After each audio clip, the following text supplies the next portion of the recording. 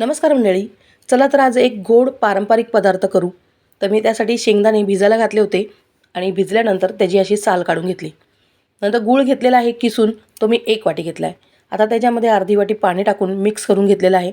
जायफळ, बडीशेप आणि वेलची हे मी खलबत्त्यामध्ये ओबडधोबड असं कुटून घेतलं आहे. ते आता या मिश्रणात टाकलं आहे. मीठ थोडंसं टाकलं आहे आणि खायचा सोडा टाकला आहे. नंतर 1च वाटी पीठ टाकलेलं आहे. मिक्स केल्यानंतर आपल्याला जितकं वाटेल तितकं आपण वरून पीठ टाकायचं. तर मला आता आणखीन अर्धी वाटी लागलेलं आहे. मग मी ते अर्धी वाटीसुद्धा टाकून घेतलं आहे. नंतर आपल्याला हवं तसं पीठ करून घ्यायचं आणि मला आता हे इतकं घट्ट हवं होतं. नंतर त्याच्यात आपण जे भिजवलेले होते ते शेंगदाणे टाकलेले आहेत.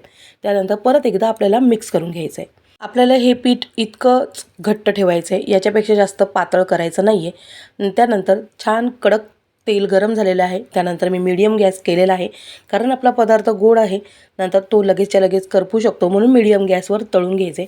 अगदी नाजूक नाजूक छोटे छोटे असे गुलगुले टाकायचे आणि ते खरपूस असे तळून द्यायचे. आणि या व्हिडिओची मी डिटेल व्हिडिओसुद्धा टाकलेली आहे. जर तुम्हाला बघायला आवडत असेल तर नक्की बघा. तर आता आपले हे सगळे गुलगुले तळून झालेले आहेत आणि मग चहाबरोबर एन्जॉय करा.